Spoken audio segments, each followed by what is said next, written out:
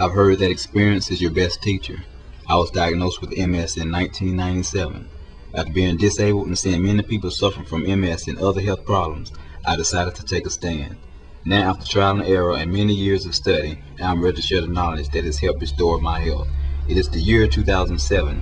It is the year of completion. It's time to reclaim what you once had.